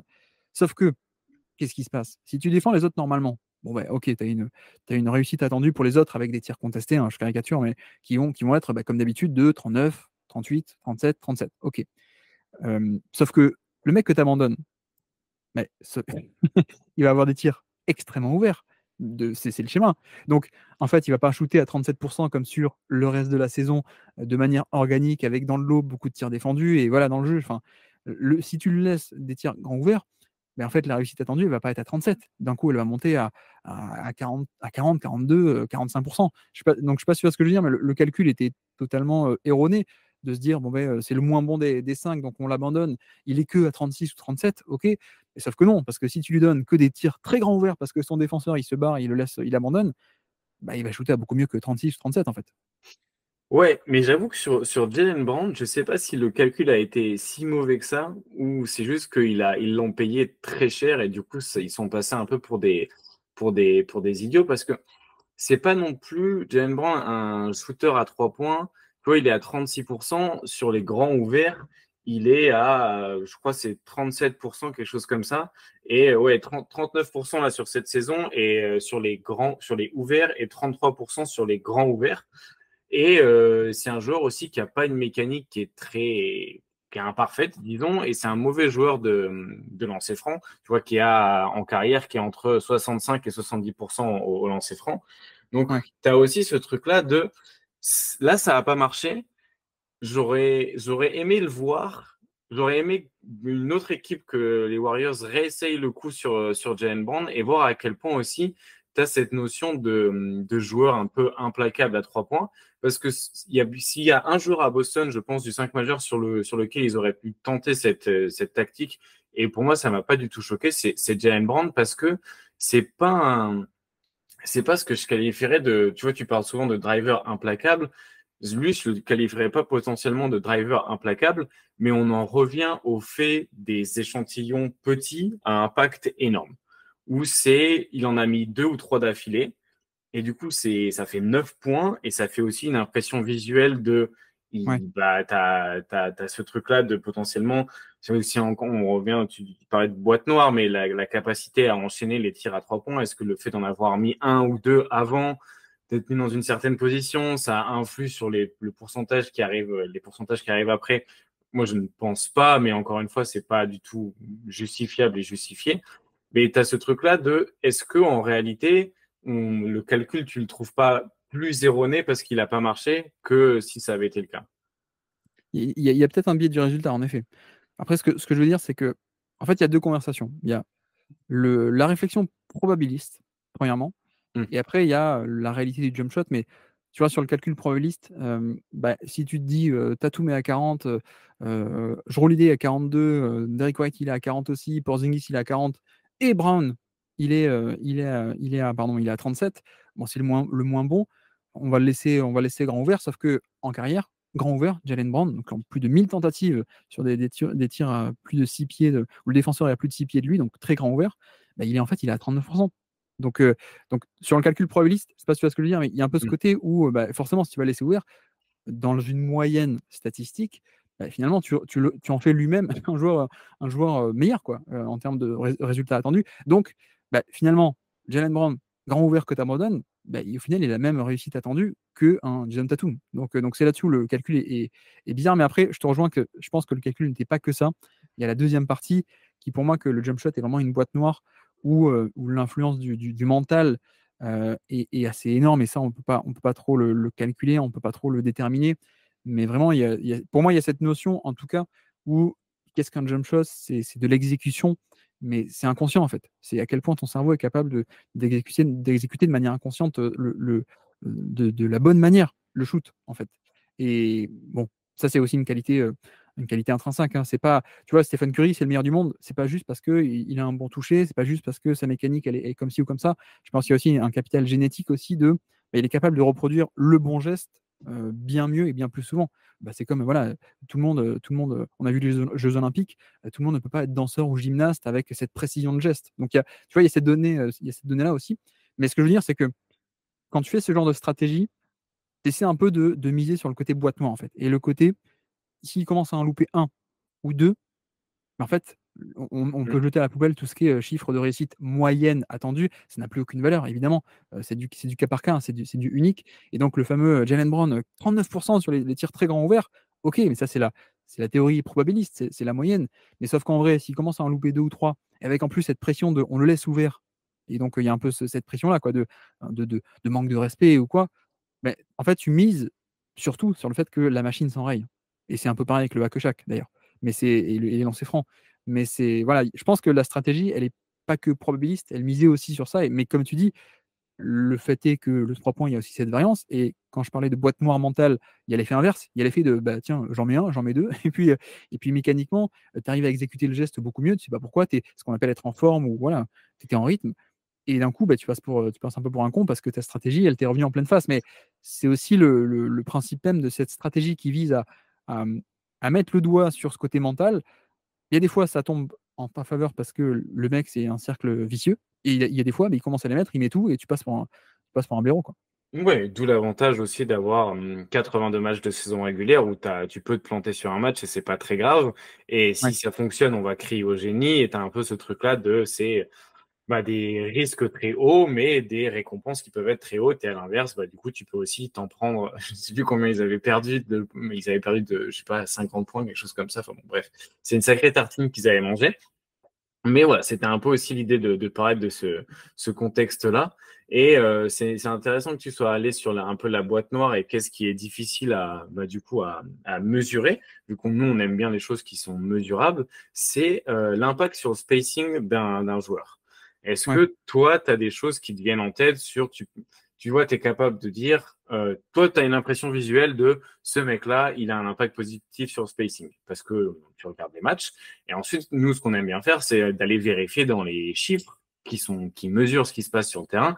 Est-ce qu'il y a vraiment cet impact-là?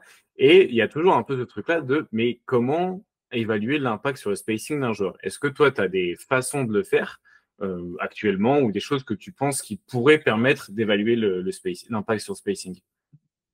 Bah, je pense que c'est très simple. Pour moi, le spacing, c'est est-ce que tu arrives à créer de l'espace? Donc, est-ce que tu arrives à avoir des shooters qui mobilisent les défenseurs et qui les empêchent d'aller proche du panier, protéger le panier, qui est la zone la plus importante, ou la raquette? Donc, pour moi, le spacing, c'est ta capacité à retenir le défenseur. Donc, tu vois, finalement, en termes d'analyse ou de voir comment est-ce qu'on le détermine, bah, c'est très simple. Tu regardes le match et tu regardes si est-ce que le défenseur du mec en question l'abandonne complètement ou alors reste un peu sur lui, quoi. Pour moi, c'est aussi simple que ça, en fait. Même si il y a peut-être des nuances parce que aussi de plus en plus, on voit des équipes qui ont des schémas hyper agressifs, même face à des bons shooters ou je pense aux Pelicans ou des mecs comme ça, ou des équipes comme ça, pardon, qui ont des pré-rotations très agressives, avec derrière, ça compense avec une deuxième rotation qui va coulisser sur le shooter. Mais grosso modo, je pense qu'on peut le voir sur, peut-être pas sur un exemple, mais si on regarde sur un match, on peut quand même noter tactiquement, visuellement, la différence entre, bah tiens, là en tant que défenseur, je fais mon stunt et je reviens pas forcément, ou alors je fais mon stunt mais je le fais quand même pas hyper profondément et parce que je suis un peu préoccupé par le fait de ne pas abandonner mon propre attaquant qui est trop bon shooter à 3 points. Tu peux le voir sur des trucs du genre, quand c'est Stephen Curry qui pose un écran, en général, le défenseur de Stephen Curry ne vient pas du tout gêner le porteur de balle, hein. Il reste accroché à Curry.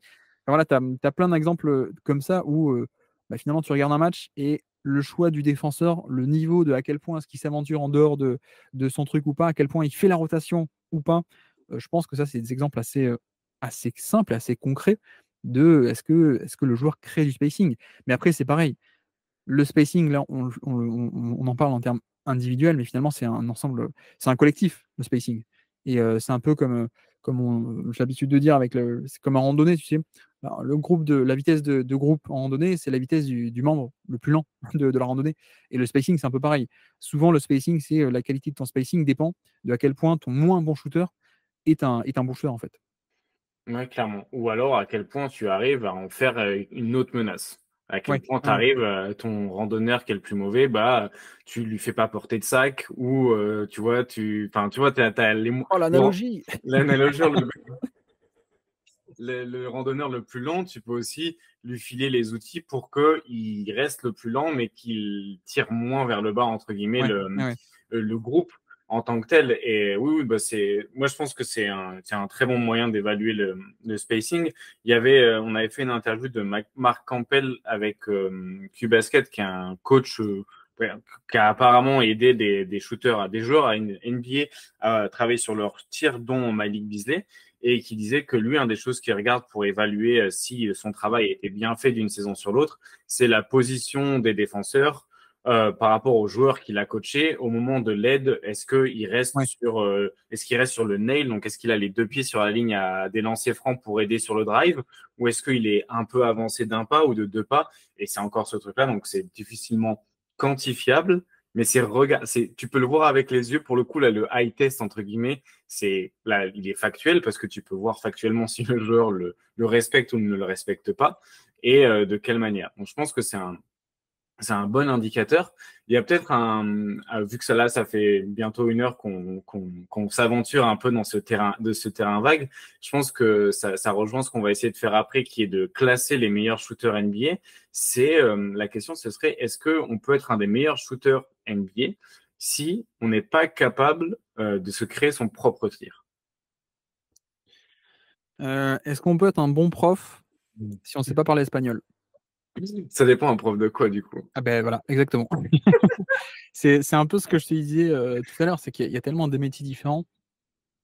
Le le terme le terme finalement est très général, hein, shooter. Ouais. Ça veut juste dire, pardon, que tu shootes, mais avec la diversification du shoot qu'on a connu depuis quelque temps, quelques années, bah, je comprends la question et Ouais. je dirais pas: «Est-ce qu'on peut être un bon shooter?» Je dirais qu'il y a peut-être des hiérarchies de valeurs, peut-être. Bah, ça a plus de valeur peut-être, je dis n'importe quoi, hein, mais ça a plus de valeur de savoir se créer son tir en pull-up. Ça rajoute de la valeur, en tout cas. Mais tu vois, j'aurais du mal à dire: «Sam Hauser, tu es un mauvais shooter», alors que enfin, ou Kyle Korver. Kyle Korver, tu es un mauvais shooter parce que tu es pas capable de faire un pull-up, step back à 3 points, quoi. Donc j'irai pas jusqu'à, le pull-up fait que tu es bon ou pas bon, mais en effet, là-dessus aussi, et c'est toute la difficulté, on en parlait avec les stats, c'est comment est-ce qu'on pondère ça? Mais oui, il y a une certaine pondération peut-être de valeur et sans doute que l'aspect de création, peut aussi avoir plus de valeur que simplement le mec qui est sans ballon et qui va aussi prendre des catch and shoot. Mais tu vois, même là-dessus, tu parles de pull-up, mais Stephen Curry, qui est, Ouais. une superstar unique dans l'histoire, on en a parlé. Mais, mais non, mais Stephen Curry ou d'autres mecs comme ça, ou Duncan Robinson, ou Kyle Korver à l'époque, voilà, c'est pas des pull-up, mais c'est de la création offensive, Ouais. pourtant. Donc il y a aussi cette notion de création offensive que moi j'appelle indirecte, en fait. Alors c'est pas un terme, c'est pas dans le dico, hein, mais moi j'appelle un peu comme ça, c'est ce côté, bah, c'est pas balle en main de manière classique, donc c'est de la création offensive, mais indirecte parce que tu as pas concrètement la balle entre les mains à faire des dribbles, à faire un pick and roll, à faire une isolation, à prendre un écran. Mais concrètement, quand, tu vois, pour prendre, bon, Kyle Korver, c'est un peu ancien peut-être, mais si on prend Klay Thompson, si on prend Stephen Curry, bon, encore Stephen Curry, il a aussi le pull-up, mais voilà, Klay Thompson ou Duncan Robinson ou Kevin Porter peut-être aussi un peu, bah, c'est des mecs qui n'ont pas le pull-up, mais qui pourtant font de la création offensive parce que leur menace va faire bouger la défense et va aller forcer la défense à se découvrir, et donc ça crée un décalage, aussi bon ou en tout cas similaire à ce qu'on peut faire avec un décalage, balle en main, quoi. Donc c'est même sur ce côté-là, tu vois, je comprends, ta question, et moi je fais Mhm. pareil, parfois on simplifie, pull-up, Ouais. catch and shoot, mais même dans les catch and shoot et même dans ce côté parfois panier assisté, bah, tous les paniers assistés ne se valent pas, en fait. Oui, tous les paniers assistés. C'est pas parce que tu es assisté sur un panier que c'est. En fait, je trouve que la notion d'assister est encore pire en français parce qu'en français, ça s'appelle passe décisive. Il y a un peu cette notion de. C'est un peu galvaudé comme terme. Genre, comme si s'il n'avait pas eu l'assist ou s'il n'y avait pas eu cette passe, rien n'aurait été possible. C'est plutôt que c'est la dernière passe avant la finition, mais des cuts, des mouvements off-ball, le simple fait de ta gravité génère le tir à 3 points. Quand pendant les JO, ils font des pick and roll inversés, LeBron James et Stephen Curry, et que Curry rentre son 3 points ouvert, et que l'assist va à LeBron James, est-ce que c'est LeBron James qui a créé l'action ou c'est la synergie entre les deux? Ouais. Parce qu'en réalité, si Oui, tu n'as pas ou la même encore meule. pire, hein, tu sais Ouais, les possessions où Stephen Curry court partout sur le terrain, les autres ils le regardent, il court partout, il court partout, il court partout pendant 20 secondes et puis ensuite il prend le tir. Bon, techniquement c'est un tir, sans dribble, mais est-ce que c'est pas lui qui a tout créé, quoi? oui, clairement. Et en plus, tu as moins de valeur qui fuit, entre guillemets, que sur par exemple, un joueur de pull-up, pour le coup. Et quand on parle d'un joueur de pull-up, t'en parles bien dans le premier épisode du Basket Lab. C'est un joueur de Tu l'as pull-up, c'est. écouté? Oui, je l'ai écouté du coup. Waouh! Pour préparer l'épisode, j'ai écouté. Ouais. Franchement, j'ai C'est pas. cringe, non? Eh ben non, moi j'ai bien aimé, mais peut-être que parce que en fait, je l'ai trouvé assez court. Je m'attendais à ce qu'il dure très longtemps, et au final, je l'ai trouvé assez court. Mais je m'attendais. En fait, je me suis dit, si ça se trouve au début, quand il était tout seul, Guillaume, il fait des épisodes de 3 heures. J'ai vu 1h45. Je me suis dit, ah. Après, j'ai vu l'épisode sur Buddy Hill. J'ai fait, oh, d'accord. Donc, l'épisode sur Buddy Hill, j'ai pas encore écouté. Mais tu as ce truc-là de le pull-up, c'est pas un tir après un dribble ou deux dribbles.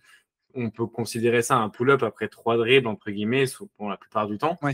Et est-ce que du coup, tu vois, est-ce que tu peux rester un shooter efficace si tu commences à avoir de la valeur qui fuit sur ton pull-up?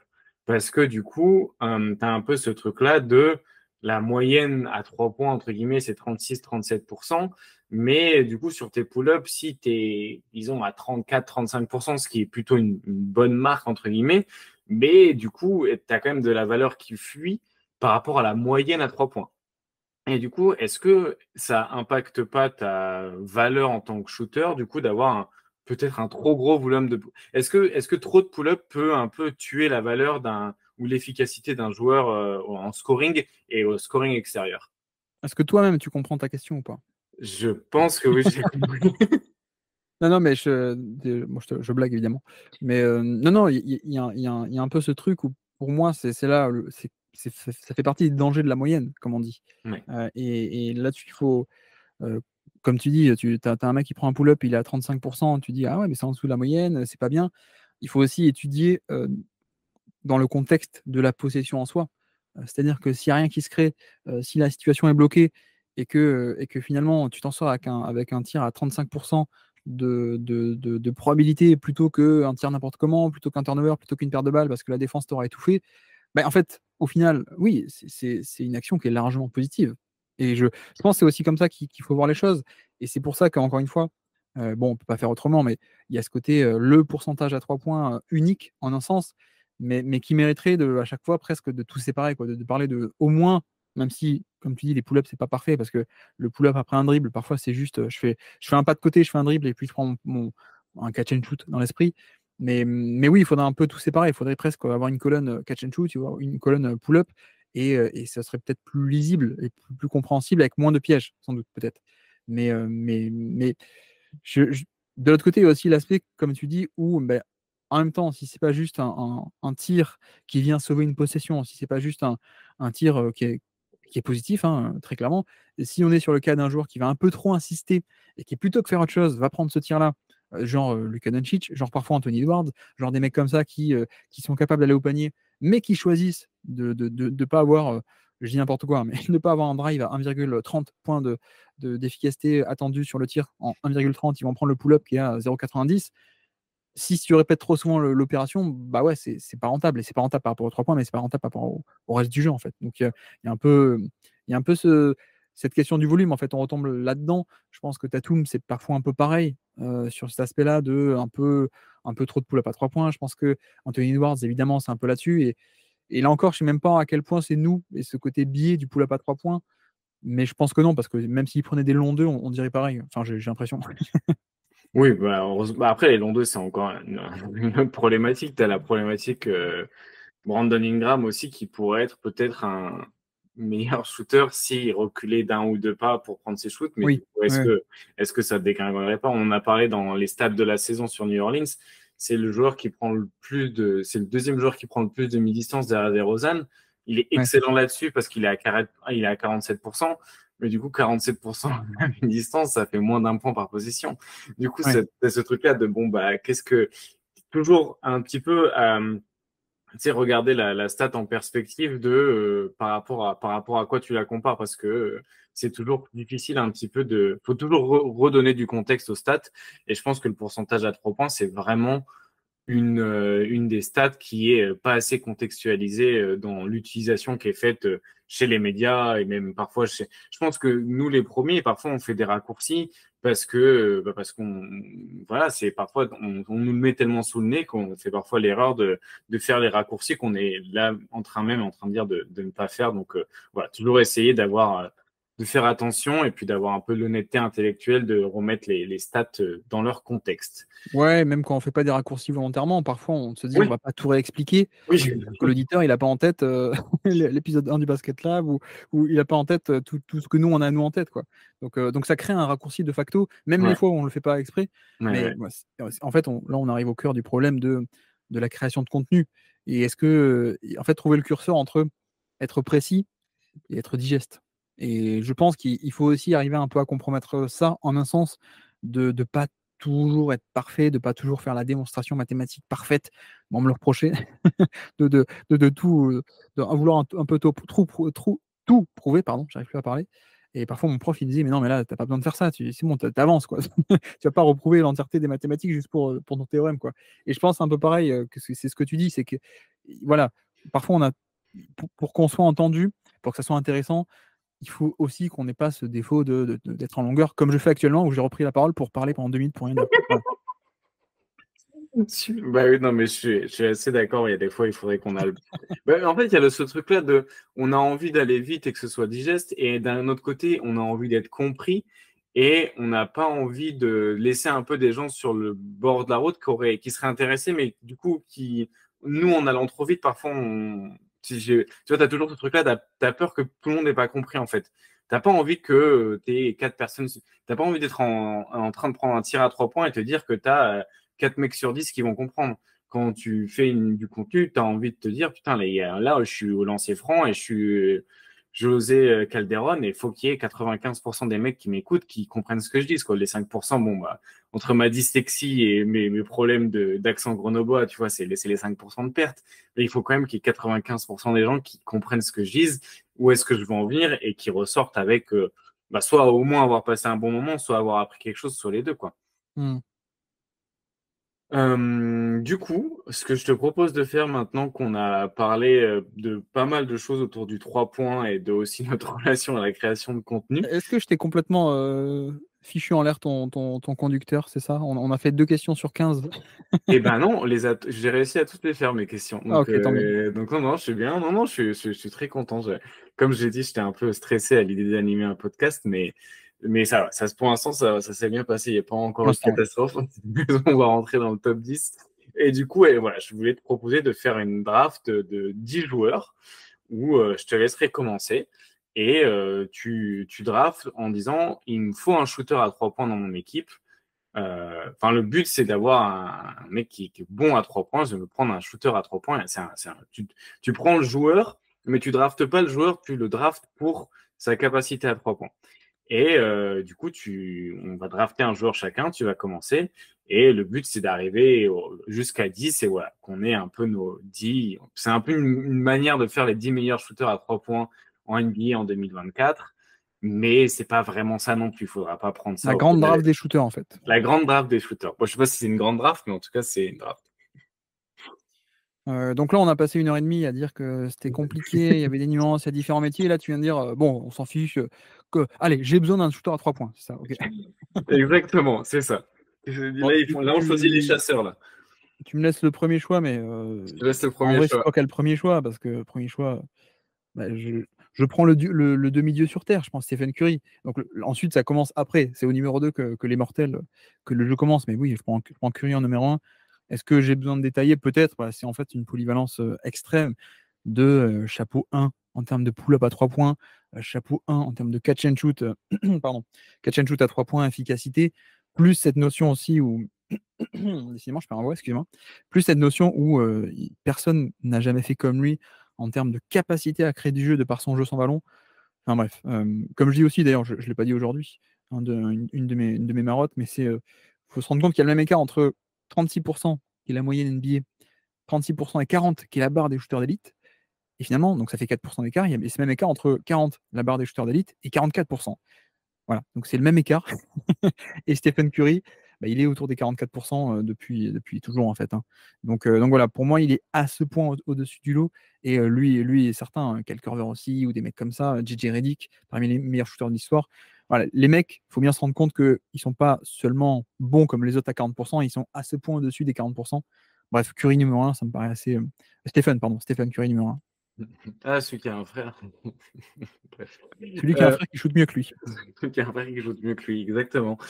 Moi, du coup, en deuxième, j'ai pris Bud Hield pour cette draft. Ok. J'ai hésité avec un autre joueur qui est plus orienté pull-up, mais peut-être que biais de récence, je suis un peu trop influencé vers le bas par sa dernière saison.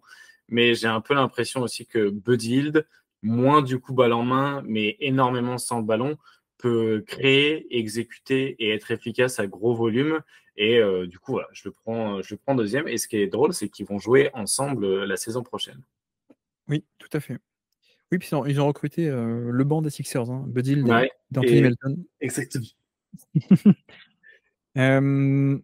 Ok, on est d'accord qu'on fait les shooters à 3 points, hein, pas les shooters en général. Ouais.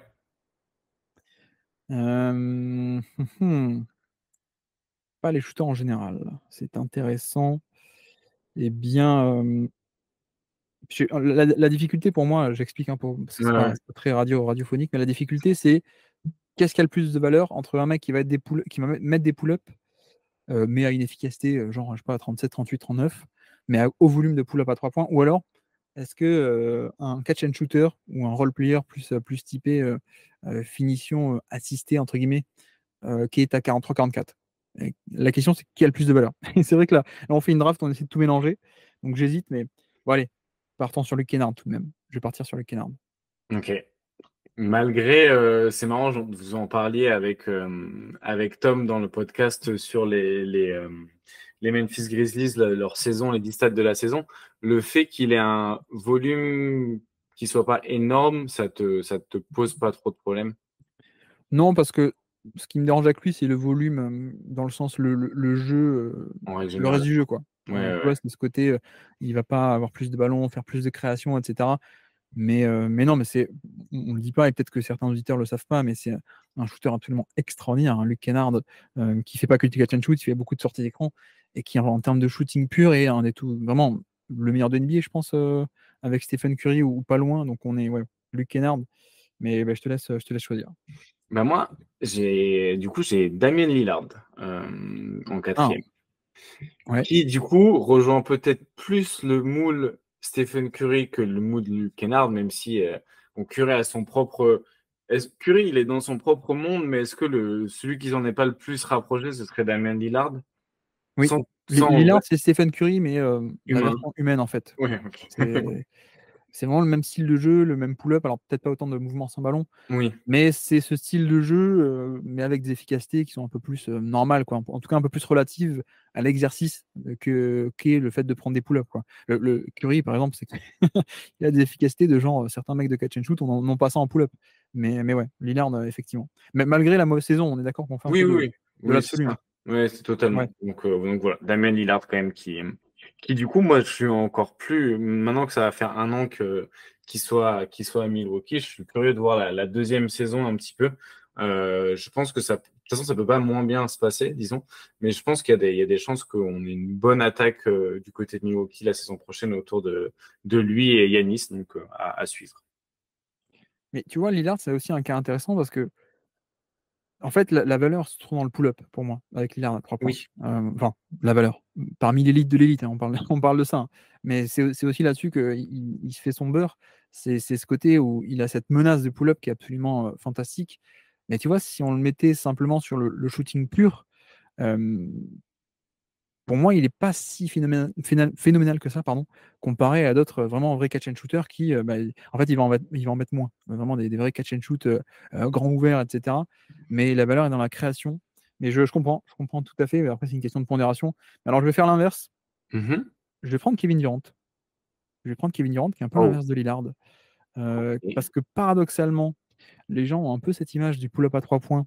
Parce que deux fois d'affilée en finale NBA, il a mis un pull-up à 3 points un peu clé. Mhm. Mhm. Mais Durant, c'est pas du tout un mec qui est hyper à l'aise ou qui aime prendre des pull-ups à 3 points, hein, paradoxalement, alors qu'il a un peu cette image.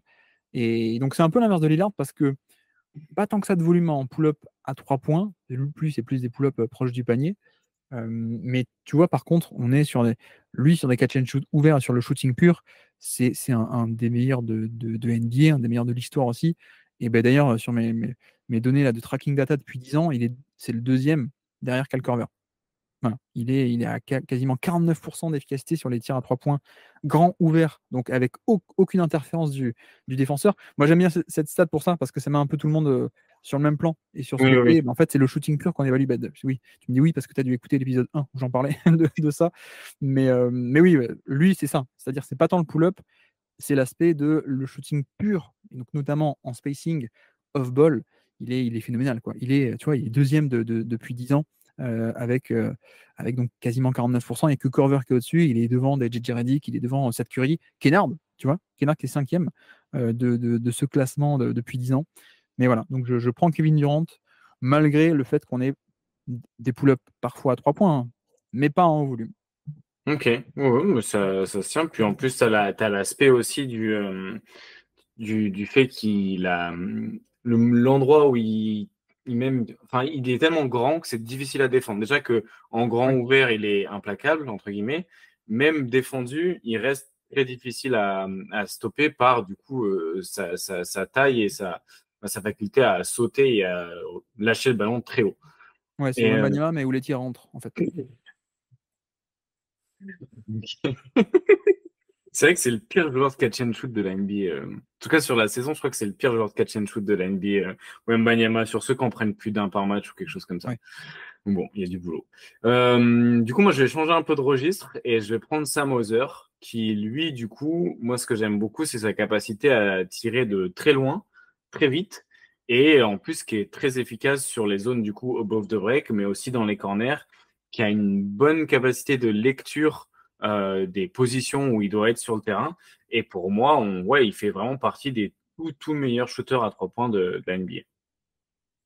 Sam Hauser, 43% sur les 3 points grands ouverts. Mais comme tu dis, en plus, il y a cette notion de distance parfois où c'est pas que parfois c'est pas que à 3 points, c'est même un peu plus loin. Mais ok. Eh bien, eh bien, il y a plusieurs joueurs qui m'intéressent. Et je ne sais pas quoi faire. Il y en a deux. Alors, si on avait fait jump shot en général, je pense que j'aurais un Kawhi Leonard, tu vois, qui en termes de shot making est devenu, enfin, c'est n'importe quoi. Bon, comme on ne prend pas encore en compte ce côté jump shot, les longs 2 et à 3 points, il est capable, hein. D'ailleurs, il fait une top saison encore une fois à 3 points. Voilà, il est largement capable, mais il n'y a pas un volume qui est si grand que ça. Donc peut-être je le prendrai plus tard. Après, j'ai deux cas très similaires. Et je pense que. Allez, soyons fous. Je vais partir sur Ali Burton alors. Ah. Parce que shooting pur, là encore, qui est extraordinaire. Mais en plus, lui, il a aussi le pull-up à 3 points. Donc, et un pull-up à 3 points assez efficace, même très efficace. Donc je pense que, en plus c'est ironique parce que c'est un mec tu sais, qui était perçu à la draft comme mauvaise mécanique de tir, un peu trop lente, Ouais. etc. Au final, elle est totalement fonctionnelle et en plus elle entre hyper bien. Donc ouais, je pense que je vais partir sur Liberton. Et ouais, c'est marrant, parce que je pense que j'ai un peu peut-être l'autre profil, l'autre joueur un peu du même profil, qui est très bon sur catch and shoot et qui est aussi assez bon sur pull-up avec un gros volume, Donovan Mitchell. Ok, ok. C'était pas lui l'autre joueur que tu avais en tête? Non, c'était un autre petit. Ok. Mais oui, Mitchell, shooter largement sous-estimé, je pense. Ouais, bah 40% sur les catch and shoot à 3 points, 35 ou 36 en pull-up, c'est très très bon. Oui, oui, oui. Et alors que il a un peu cette image de driver, alors que parce qu'il est explosif, alors qu'il n'est Oui. pas tant que ça. Enfin, si, il est pas mal au panier, mais je veux dire, il est pas élite non plus. Mais c'est un shooter. Tout ce que j'aime bien, c'est que pour une star, tu vois, pour une superstar, il a une très belle, beaucoup de variété, on va dire. C'est-à-dire pull-up, mais aussi jeu en sortie d'écran, off-screen, plein de trucs comme ça. Donc, ouais, j'aime pas mal. Non, moi, l'autre que j'avais, bah, je vais le prendre du coup, je pense. Ou est-ce que je passe à côté de certains? Je vais prendre Kyrie Irving. Ok, Je vais prendre Kyrie Irving. ok, J'ai hésité avec Haliburton, mais qui lui aussi est un shooter d'élite en termes d'efficacité et qui en plus a le pull-up à haut volume et hyper efficace. Donc, ouais, Irving, je prends Irving. ok. Et bah écoute, pour finir, je vais quand même prendre Duncan Robinson. Ah mince, Euh, c'est la fin déjà? Bah là, on peut continuer, hein. Franchement, moi, j'ai encore 5 mecs que j'avais un peu dans ma tête qui pouvaient rentrer dans le top 10.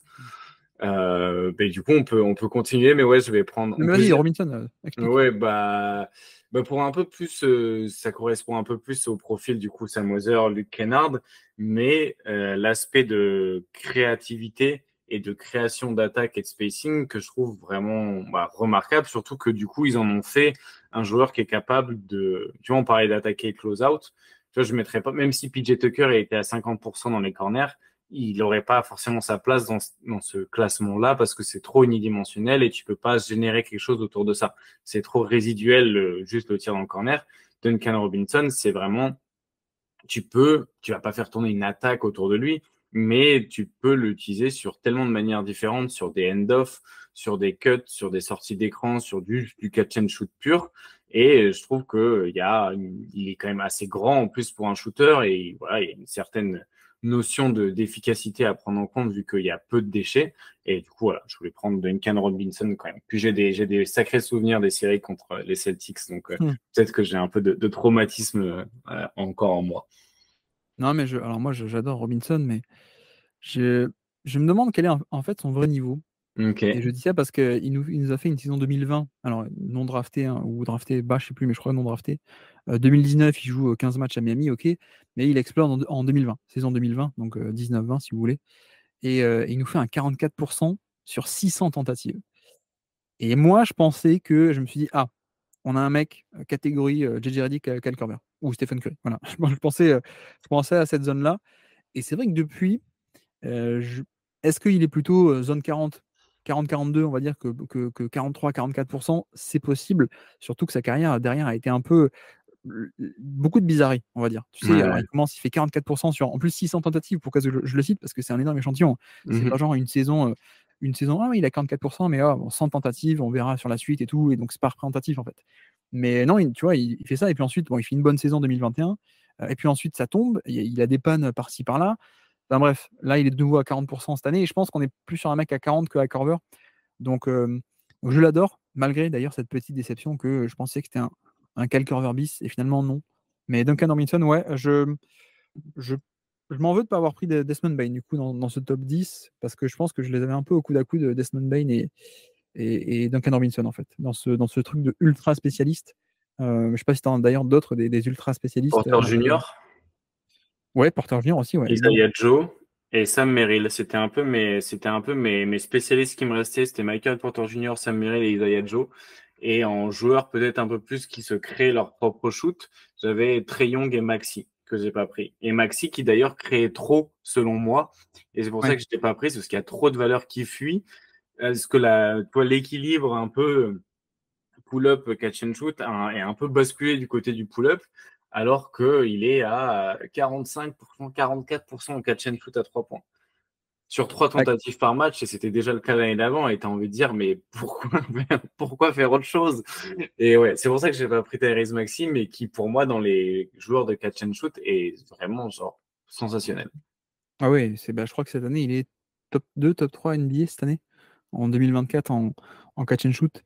Mais après, oui, je me demande à quel point c'est pas un peu, notamment cette année, il a un peu trop forcé, mais Ouais, parce que il n'y avait pas Embiid qui était blessé une c'est partie de vrai. l'année, il n'y avait plus Harden. Donc à quel point ce côté, finalement, on Révélateur. n'est pas dans plus ouais, ou même côté forcé, donc connoté négativement, parce que influence du contexte finalement. Et donc là, on évalue ça sur un aspect de performance.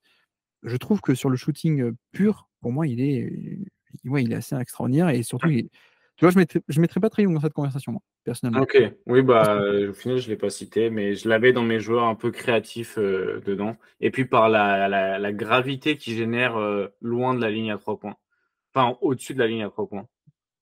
ouais, mais je pense que c'est un mec qui a beaucoup de volume et qui peut les prendre.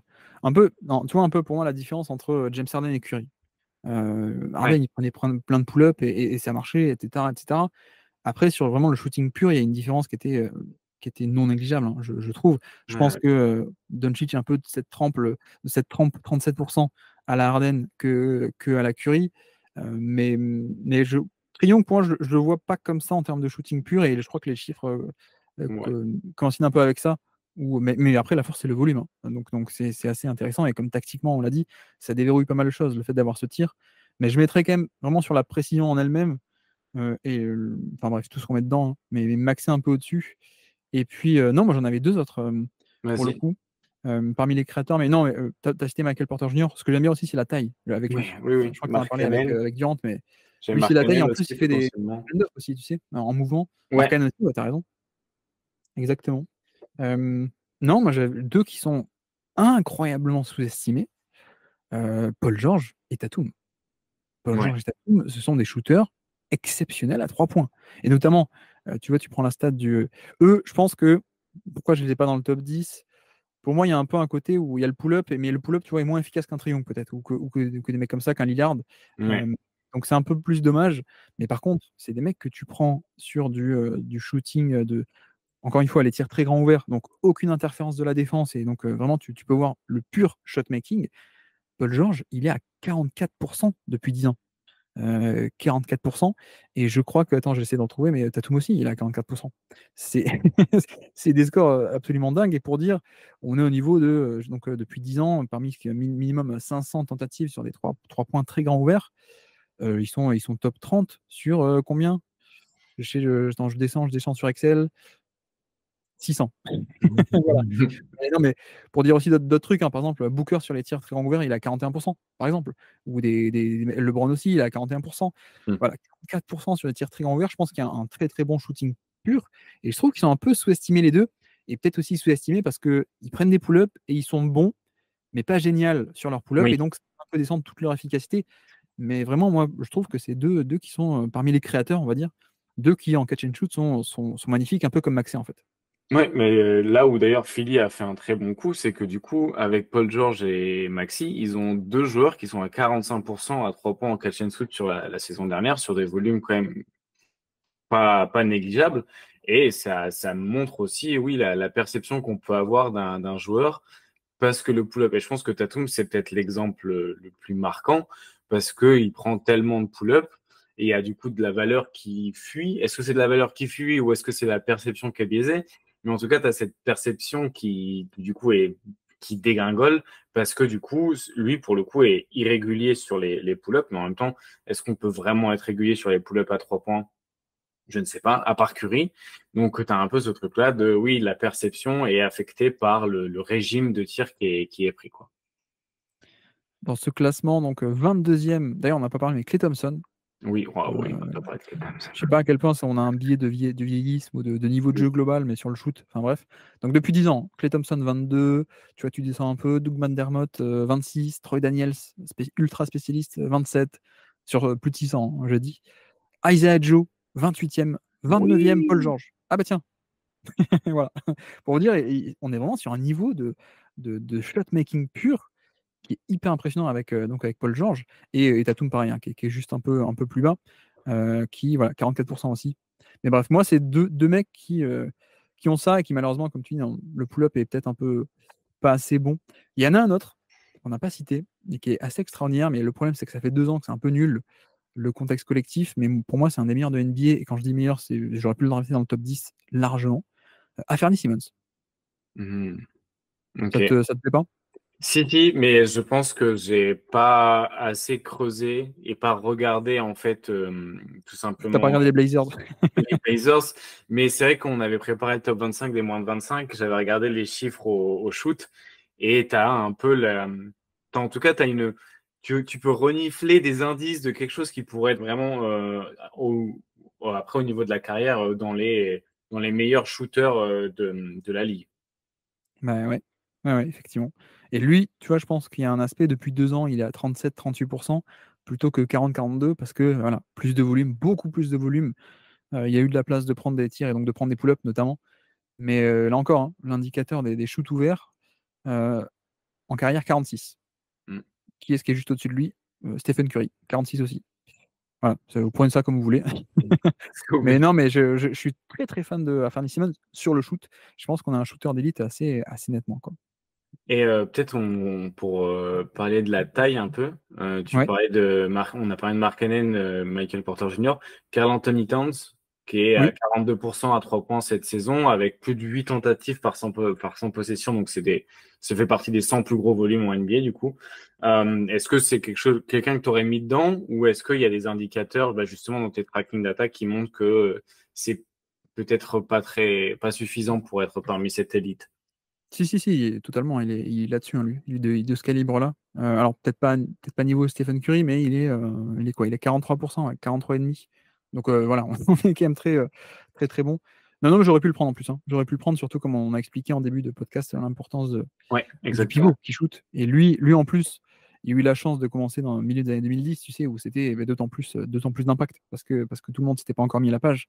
Donc une partie de sa valeur venait grandement de là aussi, quoi. Donc non, non, lui, j'aurais très bien pu le mettre. Je sais pas qui est-ce qu'on a en pivot, parce qu'en début de podcast, tu as parlé des 6 pivots shooters qui sont avec des hauts volumes. C'est lesquels ces 6 en l'occurrence? Alors, du coup, bah, Towns n'est pas dans les pivots Ouais, par Basketball Référence, mais du coup, les 6 qui sont à plus de 8 3 points par 100 possessions, tu as Nasrid, ouais, tu as Diop Prif, l'ami d'FD, tu as Wembanyama, du coup, Dario ouais. Saric, Jaren Jackson Jr. et Brook Lopez.